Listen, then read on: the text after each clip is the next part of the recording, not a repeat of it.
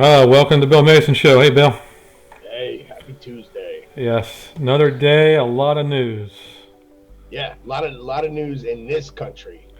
For the most part, everywhere that we thought was going to calm down is now requiring some federal intervention to calm it down because these Democrat mayors just aren't going to do anything. They're just No. going to let it burn. Apparently, Yeah, I mean, we have videos tonight of the federal police picking up anarchist yeah, protesters because they did something wrong.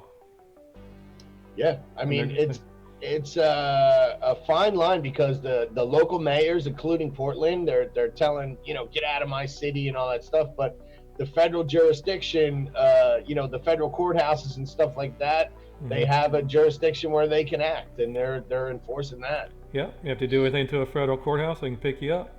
Yeah, they're gonna get So you. supposedly they were recording these people, and then they go down the road and they pick them up in the van. So we're going to show video of that. Yeah, and they're also marking them with these little it's like this green paint. They're painting them, and then they can identify them later with a little light. It's kind of cool idea. Oh, nice. Oh, cool. Yeah. All right, I like that. So we're going to talk about violence in America again tonight. We're going to show a video in a few minutes that's going to be pretty tall tale here of what's going to happen that might happen in the next year or so. Let's take a look. All right. If they take him out, there's going to be violence in America. That's all there is to it. And when we say One take way- them out, However he leaves, there's going to be violence in America. And I believe there are people in this country, veterans, there are cowboys, mountain men, I mean guys that know how to fight. Okay? And they're going to make a decision that the people that did this to Donald Trump are not going to get away from with it. And they're going to hunt him down. I'm serious. They're going to hunt him down. I don't want it to happen. I don't want to see the country go this way. But once hell breaks loose, if these people in Washington think that they're going to get away with it, it's not going to happen. The Trump supporters are going to hunt them down. It's going to happen. And this country is going to be plunged into darkness. And they brought it upon themselves because it won't back off. It just won't back off. They won't let the people express their views. They voted for Donald Trump. They wanted Donald Trump. But they said, no, you're stupid. You're ignorant. You're racist. You're bigots. We're not going to allow your vote to count. And they've waged war against those people now for 3 years, calling them every name that you can. Those people are fed up with it, dog. They're fed up with it. And they know if they get away with this, there's no country left. It's done. It's finished. So what does Gerald Salende say? When people have lost everything, you have nothing to lose. they lose everything. They just lose it. All right? They're going to go on a rampage. And you're not going to be able to put it back in the bottle. You're not going to be able to put it back in the bottle. You're about right. He's hitting it on the head because as you walk around like the local neighborhoods, I can only speak for my area, but I'm starting to see more Trump flags. People are they're not scared anymore. Like there's a Trump store down the road from me. It's packed because every Saturday they have a little mini rally in the parking lot. And everybody, hangs out and rah-rahs and shish boom bahs and that. And also the gun stores are cleaned out. So what's going on is because so many of Trump voters have been demonized, so to speak, there's no character for us. There's nothing redeeming about a Trump voter to those people. Right. They're not only willing to hurt us physically. If you have a Trump sticker on your car, they're going to scratch your paint or break your window. If you have a Trump flag on your porch, they're going to try to steal it or rip it or burn it or something like that. It's inciting violence.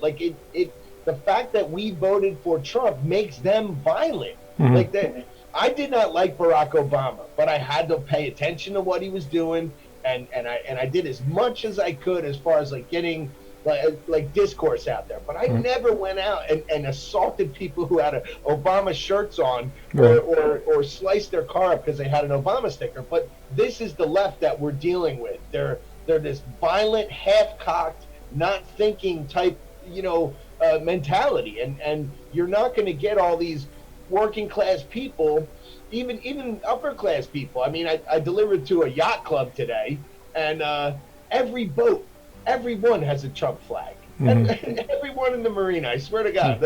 And this is the thing: is that it for a while it was working. They were getting people to stop putting their Trump signs out, and stop wearing their MAGA hats. And now it's not like that anymore. It's starting to rise up because now everyone feels like they're being personally attacked.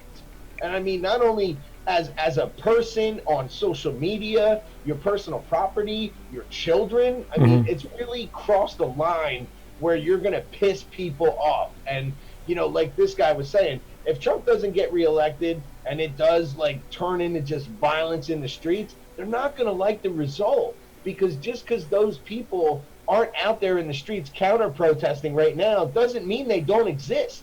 Right. There could be hundreds of thousands of Trump people, and now all of a sudden, if my business just burned to the ground and they burn my house down, what do I got to lose? I'm going to go out there and counter. You know, so that's kind of what this guy's predicting. Yeah, I mean, I hope it doesn't come to that. That's the bad thing. I mean, it would just be devastating to this country. I would, not only this country, the world. Think about the stock market. If city by city and suburb by suburb turned into civil unrest, and now all of a sudden the United States is perceived as one of the most, stable global superpowers, and now we're in a civil war, no different than Syria. You know what I mean? Like, we turn into what topples the global markets. I mean, we kill everyone else too. Yeah, it'll be done, definitely. Terrible. All right, so we have another video showing about there's no oppression, which there's not. So let's take a look at what he said. Okay. The black lady has not gone through anything, and she ain't been through no racism. Nobody's treating her bad. In a black neighborhood, black on black crime is real, and most of them are dying from black crimes. White people aren't doing anything to them. White people voted Barack Obama in for 8 years. 8 years. Everything that the blacks could be crying about should have did it on his watch, and they didn't. I'm black, 52, I'm not oppressed. Ain't nobody oppressing me. America is more free than it's ever been. That's right. And every black person know that. That's Amen. Right. So they keep listening to somebody making you think they going through this, some little young 19-year-old black person, they've been through this, they ain't been through nothing. They're creating it. They're creating a problem that does not exist, like they're talking about. Is there racism? Of course. But overall, you understand how far we've come? Yeah, do you understand how far we've come? We have now in America, white mothers and fathers are allowing their daughters to marry black folks. Y'all know that stuff that don't exist like it used to. Yes, sir. Years ago, a white girl could have never. I'm married to a Caucasian woman, the most beautiful woman in the world. So all this talk about racism and all this, don't listen to it. It's a lie. They don't know who they're mad at. Remember, this started with George Floyd.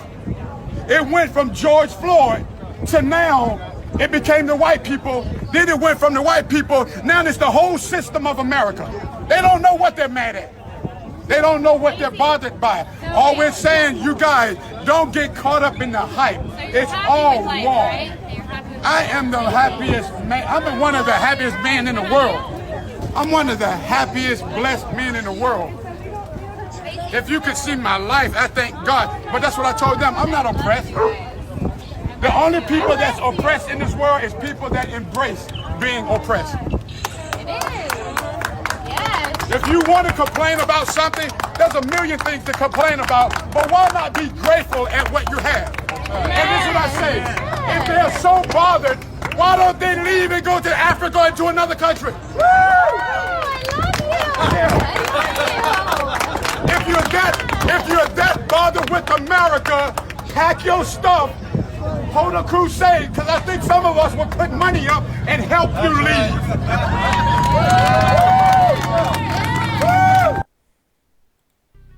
There you go. So Yeah, I think a lot of people will put some money up and make them leave. if they started GoFundMe's for projects like, Project Ship Them Somewhere or whatever you want to call it, I think it would be one of the highest funded Oh, yeah. GoFundMe's in the history of all GoFundMe's. Oh yeah, you got to put on the bottom. You can't come back. Yeah, one-way tickets. That's You right. know, you're just gonna, hey, you want to see what the Sudan's like? How about Ghana? You want to go to Ghana? Ethiopia. Yeah, go for it. Ethiopia. How about Egypt right now? Do you want Oh, to go? yeah. Libya. See how you're treated and see what happens when you protest and spray paint one of their government buildings. Watch what happens to you immediately. Right. You know? You won't be alive anymore, I don't think. No. So I mean, there's a big part of there's a lot of talk about different privileges. Who is the privileged and it's American privilege to do what they're doing, honestly. And I honestly wish it was more peaceful, but it's just not. It starts off as a big crowd of people, and then Antifa shows up, and they're easy to find in the crowd, Right. and all of a sudden there's things being thrown, and it becomes violent. So it's not peaceful. It's not getting anything done other than property damage, graffiti everywhere. I mean, it's awful. It's going to take millions of dollars to fix what they've done. And that money could have been spent on whatever cause they may have peacefully protested for. But instead, all the broken windows and all the boarded up, police stations and stuff like that, they have to be fixed because, let's be honest, defund the police and having like a lawless society, it doesn't work. It's not going to work. It doesn't work now, and it never will. No. No, I mean, you have law and order. No business can survive without law and order. Right. Not only, and the other part of it is it's this anarchic ideal. It only works when you're like, full of what do you want to call it? Piss and vinegar. When you're like, you're young enough to do that all day and all night. But eventually, all those kids right now that are throwing bricks and rocks and spray painting stuff, they're going to turn 30 and then 40 and then 50, and then they're going to go, shit. Okay, now there's nowhere for me to safely live. No one can do anything, and now where's my society? Right. So like, what's been created is a place for everybody to fall into a niche. That's the end game of our society now. But I mean, you turn that upside down, and it's just total anarchy. What happens to the people that are 70 years old? They can't participate in this. No. They have no voice. So it just becomes the voice of the 20-year-olds. And then, when that's all said and done and they all age out and become 30 and wish that they had a 401k that was worth the shit, then everything changes for them. Right. That's true. So let's take a look at the Seattle body cam about the police officer Oh man, shooting that. I could never do this. Yeah. Could never deal with it. Let's take a look.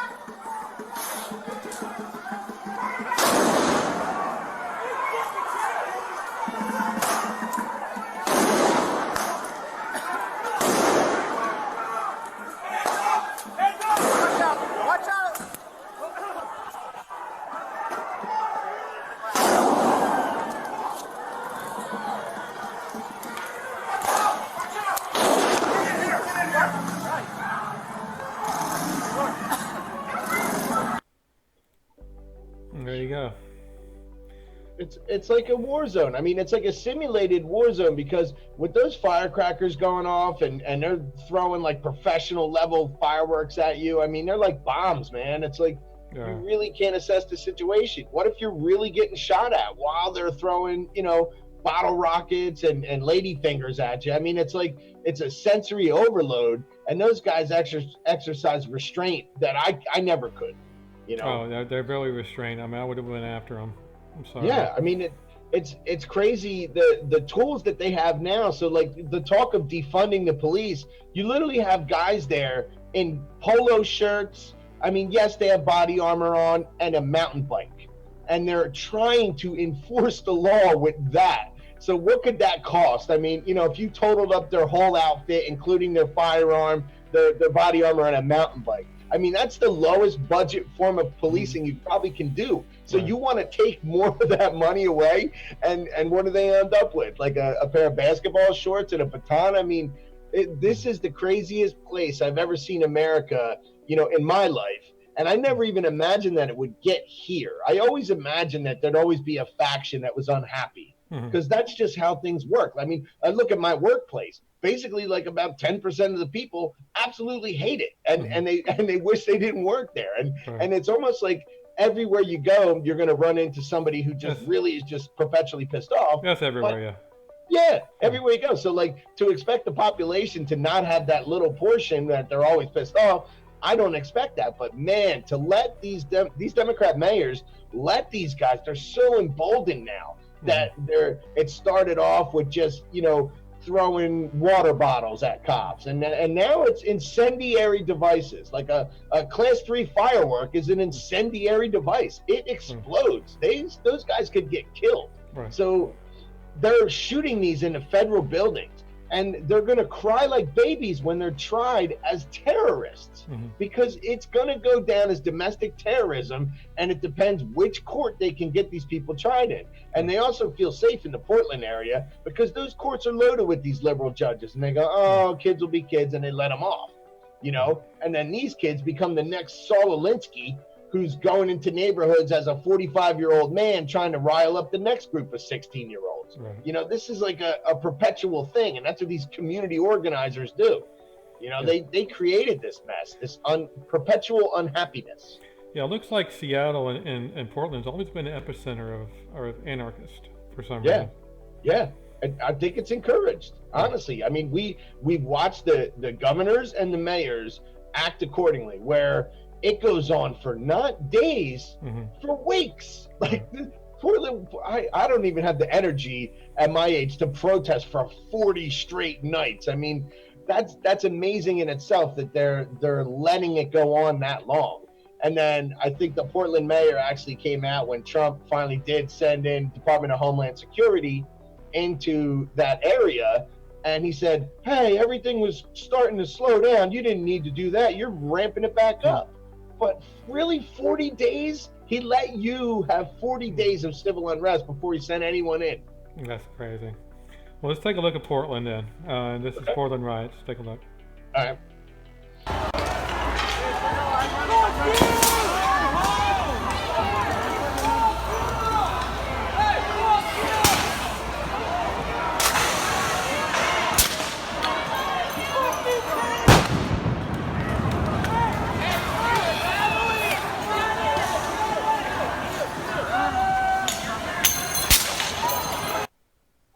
Wow. That big dude took some wax and some tear gas to the face. I think he took it pretty good, actually. Yeah, man. He must be a professor or something like that. Yeah, exactly. Yeah, and it's probably not his first civil unrest. No. He looked like he was used to that. Yeah, can you imagine like practicing, like spraying yourself with pepper spray? Make sure you can handle it. Well, I don't know. The one thing I want to also say about Portland is that it was always like I want to say like a laissez-faire attitude towards like government, and they elect these people. Like even the working class, like there is no representative of conservatism in those areas because those people just keep getting elected. It's just one after another. One softy type, tickle your feet type mayor who's just, haha, yeah, you guys lit some fires.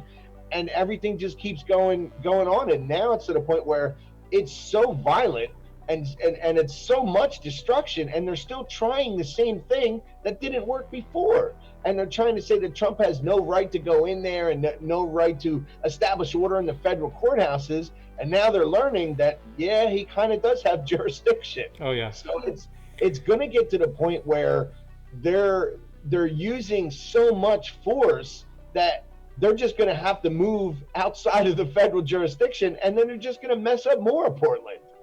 Yeah, That's my right. prediction anyway. Yeah, if the Portland mayor would have done something immediately, we even had this Right. issue.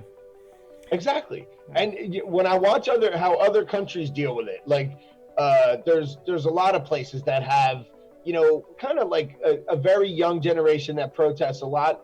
Them water cannons, man, they work. Okay, Yeah, I've watched them shoot a water cannon into a crowd and blow people over. And after you've gotten knocked down with like however many psi those cannons are, you leave because you're soaking wet and your pride has just been sucked out of your body because you just got knocked down by a water cannon. So honestly, I want more money for police, and I want it to be water cannon specific. I mean, like we want more let's water go cannons. for it. Yeah, more water cannons. Let's go for it. And we want to see it on the news too. Yeah, non-lethal. Okay, it's not like a rubber bullet, because I just watched a documentary about people that died from rubber bullets. You can get hit in the temple and die from a rubber bullet. That is true. You can get hit in the chest and die. Water, unless your mouth's open, I mean, honestly, you're just going to get really wet and embarrassed. So I say go water cannons. Yes, I agree. Well, let's take a look at this Portland organizer. It looks like she wants to abolish the United States. Let's take a look. Oh, why not? That's a great idea. As many of you know, my name is Lilith Sinclair. I'm an Afro-Indigenous, non-binary local organizer here in Portland, organizing for the abolition of not just the militarized police state, but also the United States as we know it. I want to make sure that while we are standing here on stolen land, we make sure to do a land acknowledgement. Yeah, there she goes. So she wants to get rid of the United States. Sure, because what do you do after? That's the crazy part of this. Call it Syria. This plan. Like, there is no what happens next. It's just, and whenever you ask these people, these quote unquote trained Marxists of the Black Lives Matter movement, you say, well, what's your plan after? Will there still be, and this is the best part. So the Democrats in Congress are like, yeah, they're protesting. She actually comes out and says, well, we need to rethink. There's far too many voices in Congress. We need to cut that down to maybe like one per state. And meanwhile, the Democrats are like, what? So part of their plan, like, they don't even realize that the Democrats that are supporting these idiots, like, as soon as they're done pushing us out of the way, the law and order, family matters type people, they push us all out of the way, and then this country's run by non-binary, green-haired, crazed people. Now all of a sudden they throw the Constitution away and get rid of Congress. And then, I mean, it's a nightmarish situation, but to them it puts a smile on their face, like it's one of the greatest things they've ever thought of. Right, and then there's a dictatorship after that. Well, of course, and then you establish this ruling class, which of course will be the purple-haired non-binary people, of course. and they'll just rule over all of us. Oh, that would be horrible. No, never happened. Well, let's take a look at the Portland minivan now. These, of course, Trump sent in federal troops into Portland. Yep, DHS guys too. Yep, going to Chicago. So let's take a look at this Portland video here. All right. What are you doing? Use your words. What are you doing? Use your words. What are you doing? Use your words. What is going on? We need to know. Who are you? Why are you taking? NLG will get you out.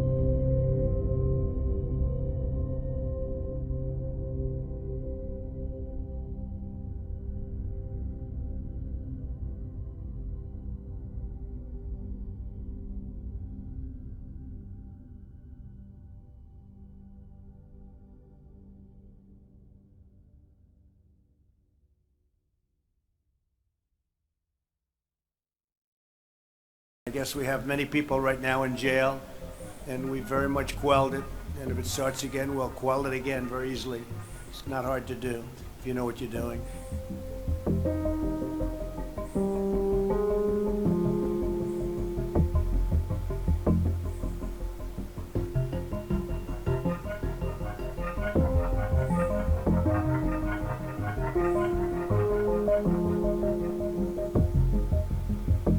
You can't.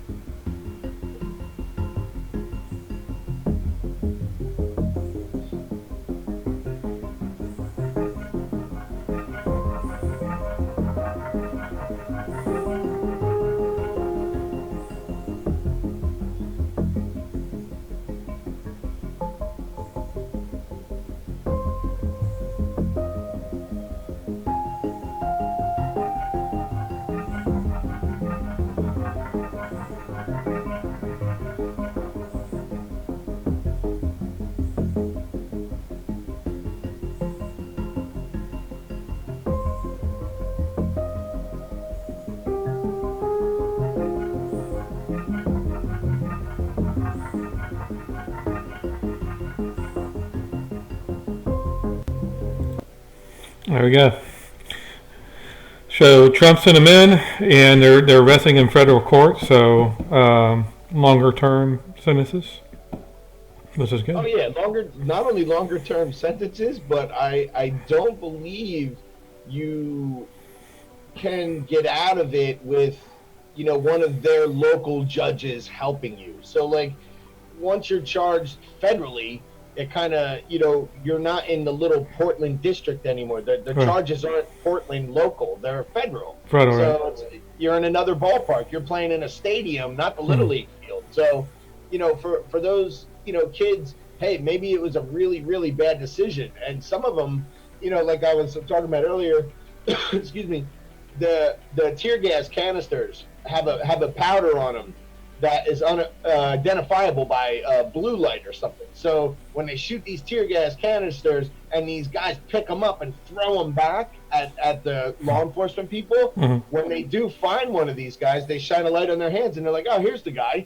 You know what I mean? So theoretically, I know that one kid, he did get hit in the head with one of those tear gas canisters.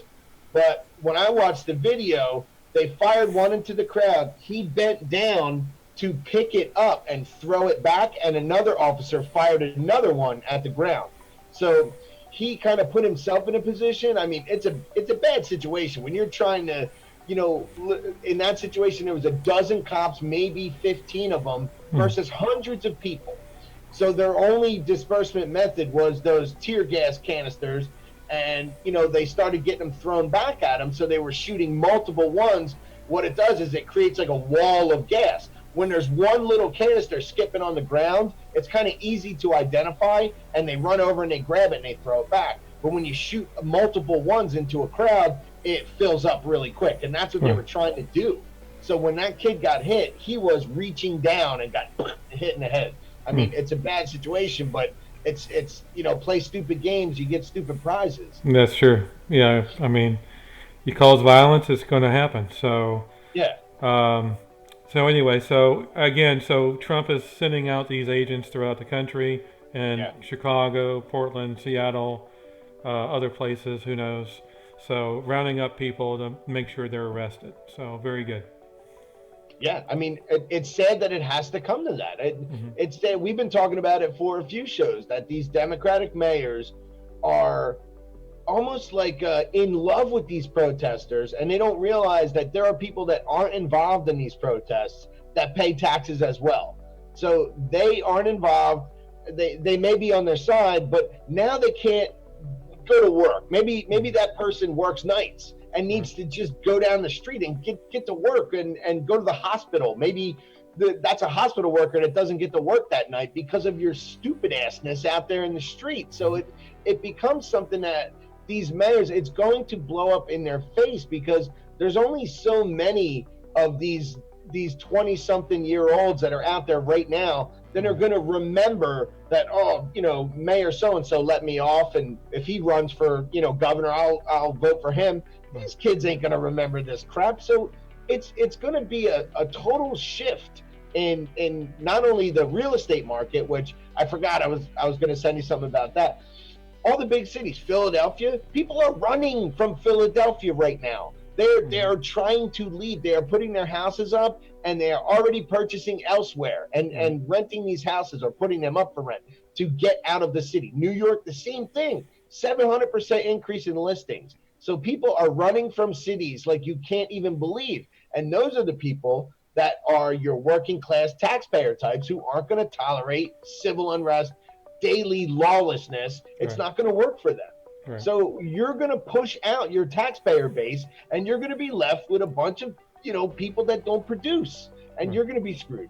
That's my prediction. Well, speaking of people trying to get out and trying to help, make sure their house is safe, what about what happened to the felony charges of the McCloskeys? On the McCloskeys, that was unbelievable, and they got charged with felonies. Felony brandishing of a weapon, which actually in the state, that's not even a charge when you're on your property. So that's something that doesn't make sense because the Castle Doctrine overrides that. So, he's been on several TV shows where he talks about it, and they're lawyers. And listen, it's not like I don't feel sorry for them, because they're still going to spend some serious money battling this, and they shouldn't have to. But imagine if it trickles down into people that aren't on that millionaire scale. You're a working class Joe, and you have a riot out front of your house, and they're throwing Molotov cocktails, okay? And you go out there with your 12-gauge shotgun, and now you disperse the crowd and you get charged. I mean, it really comes down to what happens when law enforcement's not there. Your right to defend yourself doesn't go away. And it's like so strange that these people in office think that they somehow can tweak the law to violate your rights if they get enough people behind them. And that's really what it becomes. It becomes like a political lynch mob. And thank God that governor of Missouri is not having it at all. He's like, yeah, we'll wait till it's official, and then we're just going to clean it up. Yeah, we have a Tucker video of that. Let's take a look and see what he says. Okay. The mob was not black. It was mixed race. There were white people and black people. It had nothing to do with race. And the basic everyday activities you just heard about, those include unlawful trespassing, destruction of property, terroristic threatening to kill them. But none of the people who did that will face consequences for it. Mark McCloskey will, though. He now faces 4 years in prison and up to a $10,000 fine for the crime of defending himself when no one else would. Mark McCloskey joins us tonight. Mark, thanks so much for coming on. I can't imagine how you feel, like you've woken up in a country you don't recognize. Tell us where you are right now legally, if you would. Well, it's a totally upside down world, Tucker. The people that broke into my neighborhood, they're all trespassing. The guy that recruited it, that planned this event, said the next day that he intended to break the law, that it was he needed to break laws in order to send his message. None of those people are arrested. None of those people are charged. The prosecutor, the circuit attorney, has apparently decided that her job as a prosecutor isn't to keep us safe from criminals, but to keep the criminals safe from us. It's a bizarre, upside-down world. I've been a little irritated by this process until today. Now I'm just flat-out pissed off. I mean, this has gotten to be outrageous. Well, you should be afraid, too. I mean, the force of the state is coming down on you for exercising the most basic right that exists. It's a natural right, the right of self-defense. Are you going to stay in a place that seeks to put you in prison for defending yourself? You know, everybody has to stand up and do what's right. And I'm not going to be bullied. I'm not going to be intimidated.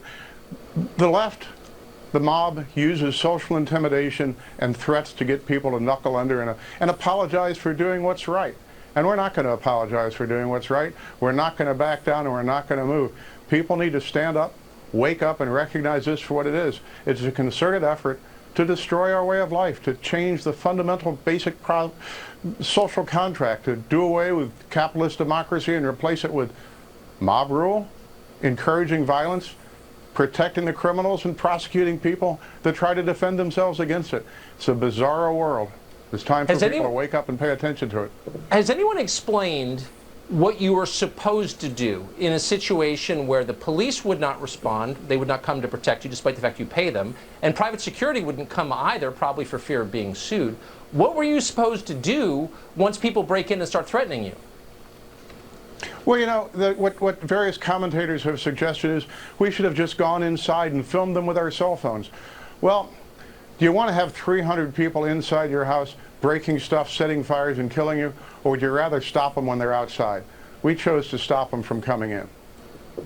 What's going to happen now? I mean, do you have a fear of going to prison? You know, I don't know. I have very little familiarity with the criminal process. We've gotten support now from the White House on down, Governor Parsons, the Senator, Eric Schmidt, our Attorney General. It seems like the only person in the United States that thinks we did something wrong is our circuit attorney, but she's the same person that let out of jail everybody that was responsible for the looting and fires and destruction following the George Floyd death in the city of St. Louis. The only people that she wants to prosecute are the people that defended themselves against it, and nobody else, to my knowledge. There we go. Yeah. That sums it up. So they try to protect their home, and now they're facing felony charges. Yeah, and that is the, I think that's the effect that prosecutor wanted, because if they put all the numbers together, like the record number of gun sales, first of all, like I think it's 8.4 million. It's over that now, because I just talked to the guy at my gun store, and he's like, yeah, it's way over that. So taking that into account, they're trying to make it look like you can't do that. Like that is something that you shouldn't do unless you want to get charged with a felony. But meanwhile, these guys can throw a firebomb at your car, and that's acceptable. I mean, there's people getting charged for, like we talked about it. I know me personally, me being a truck driver. If I have 6 guys jumping on my truck and trying to jimmy the door open, I'm not stopping. I am going to keep going, because I've seen what happens when you stop your truck. They pull you out and they beat the daylights out of you or kill you. So realistically, they're charging people that are driving through crowds to get away. They're fighting for their lives in court. And that's what I'm talking about, like regular people. Like, I'm not saying that, I said it before, that guy's a lawyer, and that house is obviously, very nice. I imagine he can put up a pretty decent legal defense. But some people that live paycheck to paycheck can't legally defend themselves, and they end up pleading guilty to something or some nature of this that affects them their whole life because a bunch of kids wanted to stand in the highway. I mean, this could be from any angle where it becomes your right to life should be paramount. Especially you're protecting yourself, your family, or even someone else that maybe can't defend themselves. I'm watching videos of elderly women walking down the street, minding their own business, and a kid just shoves them over. I mean, if I was witnessing that, I would beat the daylights out of that kid, and I would probably go to jail for doing it. But the thing is if the more you embolden these people, and the more they feel like they have the back of these prosecutors and these attorneys that are ready to bail them out, and Hollywood's starting GoFundMe for protesters to get out of jail and all this stuff, they feel bulletproof right now. And that's what the guy in the beginning of our show was talking about. So what happens when they feel bulletproof and people like me feel threatened? When I feel threatened, I prepare to defend myself. That's a natural thing to do. Not only, maybe if I'm being threatened by a food shortage, I go out and I get food. If I'm being threatened by a person, I prepare to fight. If I'm being threatened on the daily level politically or something like that, I try to fight them back politically. I mean, it's come to the point where they're trying to beat people into submission to where you just give up. Just let the mob justice be the rule. And I don't think that's going to happen in this country, honestly. Oh, no, it won't happen. All right. Well, let's move on to another subject. Let's go to the virus. The virus is getting pretty bad. So let's case-wise, let's take a look at the new cases and the cases. We have 4 million cases. 54,000 today. Over 1,000 deaths. That's first time over 1,000 in weeks. And we crept up to 16,000 serious and critical condition. It was under 14,000. Yeah, yeah. Well, I could see that. I mean, honestly, we're like approaching 50 million tests. You know, I mean, Right. in a country of 325 to 350 million, that's really impressive. It is. And to me, the number being, 4 million total cases, that's pretty much how many cases of a lot of illnesses we get. I mean, heart disease kills more people than that. So, I mean, I'm not saying it's nothing to worry about, but the more we test, the more we're going to get results. We're going to get positive people. Oh, yeah. I mean, some of those people, I mean, the numbers that you don't get are how many are asymptomatic. You get the hospitalizations, you get the recovered and serious critical, but there's a lot of people that get tested positive and they're like, I don't feel a thing, and I guess it's important that they get tested so they don't go to grandmom's house and, have their Sunday dinner. But honestly, like, there's probably more people out there that are positive, more than, that more. number. Oh, there's more than 4 million people that are positive. Yeah, I would imagine that there's more. And I think some of the reasons that, the numbers are up, if you look at, I think, can you go state by state too? No, I didn't bring it to state, actually, but Okay. I do have the virus map up here. Let's take a look at that. Okay. But they were talking about that there were these areas, like if you look at the hot spots up in the Northeast, of course, there was a lot of protests there. Atlanta, Georgia, there was a lot of protests there. So so some of these 18 to 34s that are coming up were in these protests, and they were shoulder to shoulder, cheek to cheek, spitting in each other's faces. Okay, so I mean, it was almost bound to happen. Mm-hmm. And I mean, everybody wants to blame, Texas and Florida and Arizona opened up early. It's their fault for spreading the virus. But realistically, the California cases and the Arizona cases are overlapping because those kids all drove into these other states to protest. Exactly. I mean, it was like something to do for them. So, are they going to die from the virus? Most likely not. Are they spreaders? Definitely. But I mean, we're at a point now where I think it is going to get worse before it gets better. And we're going to end the summer and go back in the fall when everything's amplified. Yeah, let's take a look and see what Trump said about the virus today. Okay. The China virus is a vicious and dangerous illness, but we've learned a great deal about it and who it targets. We are in the process of developing a strategy that's going to be very, very powerful. We've developed them as we go along. Some areas of our country are doing very well. Others are doing less well. It will probably, unfortunately, get worse before it gets better. Something I don't like saying about things, but that's the way it is. It's what we have. You look over the world, it's all over the world. So it'll get worse before it gets better, which I can see that. This is the first wave. The second wave happens in the fall when it mutates. Yep. And the promising thing, I think that, we can also pat Trump on the back for is the rise in research money that probably would not have been there. They talk about Barack Obama and the way he handled H1N1. And the H1N1, vaccine, quote unquote, well, actually it's a flu shot, it's a glorified flu shot. It didn't come out till last year. So, I mean, it's not like Barack Obama was faced with a H1N1 and said, oh man, we're going to do all these crazy things and eradicate it. Mm-hmm. He just kind of like played it cool, laid low, and it wasn't like something that spread like COVID. But here we are, Trump's handling everything that's been thrown at him. And they keep saying that, oh, due to Trump, there's this death count. And the funny part is that this virus would have came whether he was in office or Hillary. So would Hillary have, empowered these people, these research and development people, these private entities? No, she would have had some governmental organization involved in this, which governments move very slow. It's like watching paint dry to get a government entity to do anything. So, I mean, he has pulled strings that have worked. I mean, the therapeutics are working, and we're probably going to see some sort of vaccine. I'm not against vaccines, but I won't be the first one. I want to see a few people take it before me. Yeah, there's a couple million people at least. Yeah, just to make sure that they don't burst into flames or turn into zombies. But Right. Other than that, I think he's made unprecedented tweaks to the right places, to do the right things. You know, Cuomo screamed for months about the ventilators, and we have 65,000 ventilators, and we'll probably need 84,000, and I'm not sure we're going to make it. And Trump was like, okay, here you go. Here's 90,000 ventilators. Here's the Javits Center. Here's the USS Comfort, unused, barely touched ventilators. It was all a show. And then New York is the worst performing state and in the entire country. And he provided almost everything he could for that guy.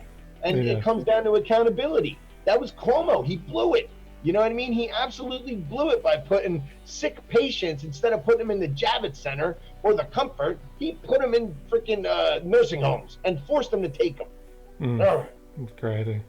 All right, well, that's the show tonight. I appreciate you watching. Now, we do have a final piece, a final video. It's a veteran dying. I want to salute Trump. So it's a very special video. So we're going to go out on that. Any last words, Bill?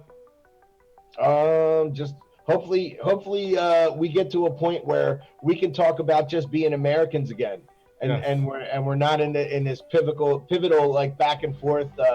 You know, who's the victim and who's the one who's causing all the unrest and all this other stuff. I just want to get back to hot dogs, baseball games. You know, I just want life back. You know what I mean? That's what I'm waiting for. I can't wait. Yeah. All right. See you later. Thanks for joining us tonight. And like and subscribe. Yes, please. Definitely. Bye-bye.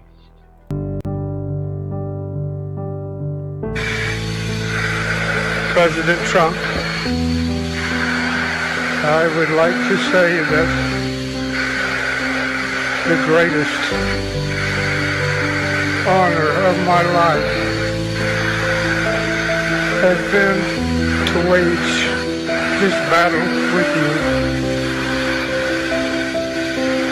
I have been prouder of being a Marine